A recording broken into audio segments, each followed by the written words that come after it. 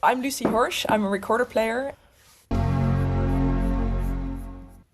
It's been so wonderful looking back at all these video files from interviews with the different composers that I work together with and sort of reminisce about all of these projects and about all of the pieces that are still a big part of my life and a big part of my musical activities. I received my BBT Fellowship in 2022, and that's the point where it all started. I knew that a large part of it I wanted to spend or to try and spend it on commissioning new music.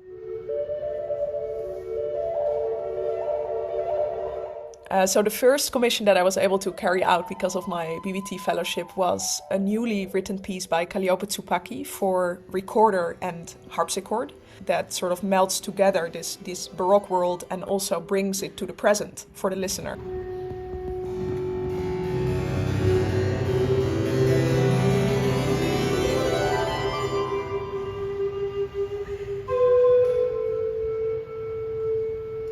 So I'm playing on this instrument that has a close connection to the human voice, and therefore it's called the voice flute. And I'm playing a piece that's called a song. So it just all came together really nicely. And this also shows that when a composer has like the right intention, and then the performer can also add something to that. And that is so special about new music and about working together with composers. For me also, because I keep learning and I keep finding new angles and finding new ideas.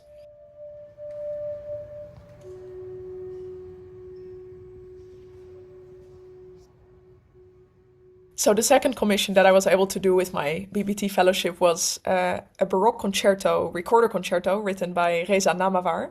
And after I had just met him, I learned that he has this obsession or fascination with islands, all types of different islands.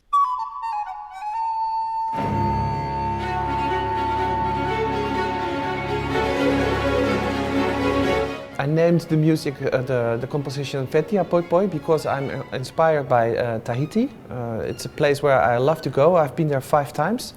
So it's a place where I found peace and a lot of colors there in the flowers, in the lagoon.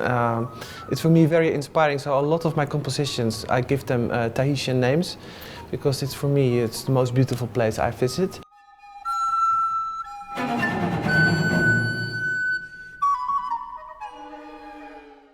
I don't know if there's a simplicity in the sound of the recorder, but for me it has a pale or a bleak sound, which I love from the recorder. It has sometimes an eerie sound.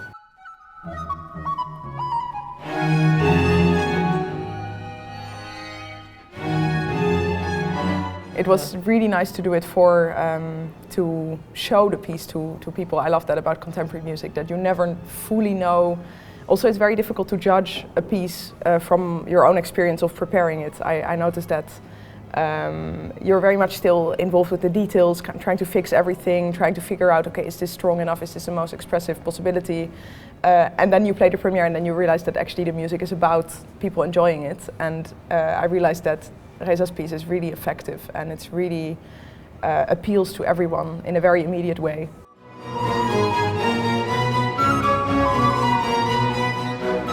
Probably the most substantial or biggest commission that I was able to do, which I'm so grateful for the BBT support in that project, was a new recorder concerto for big symphony orchestra and recorder written by the Finnish composer Lotta Vennakoski. And I had worked with her before already, so she was sort of my first choice for this piece that I suggested to the Concertgebouw Orchestra. And then they were very enthusiastic. They had worked with her also on another piece in the past. And that's where this project was born, in this first meeting with the artistic director of the Concertgebouw Orchestra.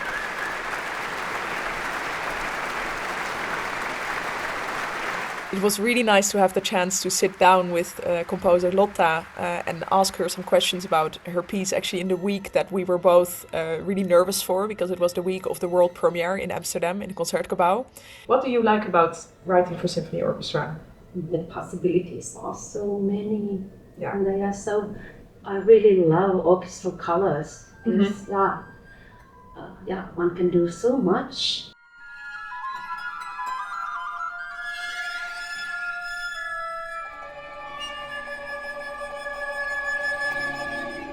what were the challenges in writing this concerto, and were there things you were particularly apprehensive about beforehand, before composing?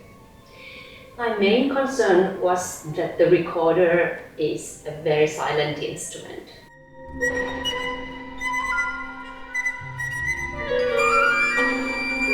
I had to think a lot about, when I was performing, how to sell it theatrically on a stage, that I was changing between singing and suddenly the singing appears.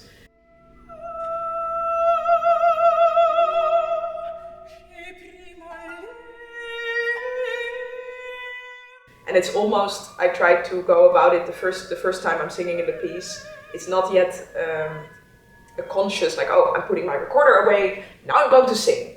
I wanted it to be more subtle than that, so I'm keeping the recorder in my hands as if I'm almost singing to my instrument. And then you the next... do it wonderfully naturally. It's a magical moment when you start to sing.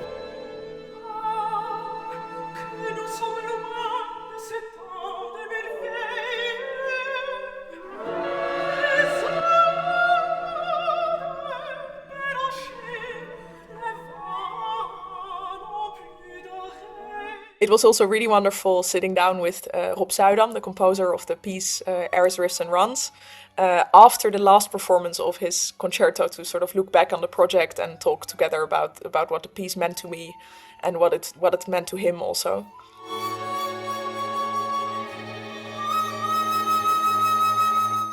Always like, oh, who am I writing for and what are they playing? What is the available instrumentation? Okay. That is of course very well. It's a very basic thing when you start off writing a piece.